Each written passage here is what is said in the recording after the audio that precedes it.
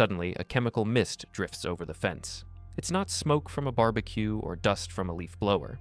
It is a thick, brown cloud that hits your chest and burns your lungs. Your children start coughing. You realize, with a jolt of horror, that your neighbor has just deployed a weapon against you, a chemical agent designed to stop a charging grizzly bear, simply because she didn't like the noise of your children playing. The incident takes place in a residential neighborhood. Police are called by a mother who claims her neighbor, an elderly woman named Miss Ida, sprayed bear mace at her and her children while they were outside. The officers arrive and interview the mother first. She describes a brown mist, a black canister, and physical symptoms like chest pain. She also notes a history of racial slurs and harassment from Miss Ida. The officers then go next door to speak with Miss Ida. Instead of denying the incident, Miss Ida admits to using the spray. She frames it as a warning shot, because she felt threatened by the neighbor's noise, which she characterizes as drug activity and threats, though she offers no proof. The pivot point of the entire investigation happens when the officer asks, "And what did you do today?" Miss Ada answers simply, "I used pepper spray at them." He asks for clarification. "Did you spray it to hit them?" She says, "I didn't spray to hit them. I just want to let them know I have some protection." This is a legal fatal error.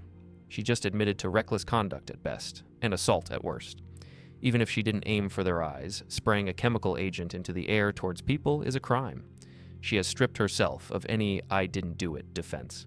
Now she is relying entirely on a justification defense, which is about to fail. But Miss Ida doubles down, stating, "I will use every means I have available to protect myself." This is a threat.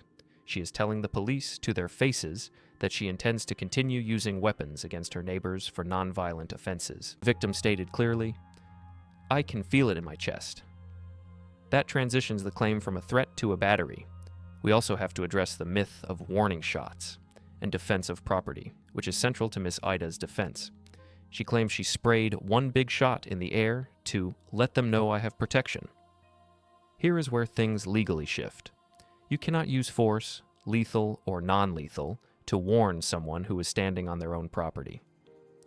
Self-defense generally requires three things: imminence, meaning the threat must be happening right now; proportionality, meaning the force used must match the threat; and reasonableness, meaning a reasonable person must believe they are in danger.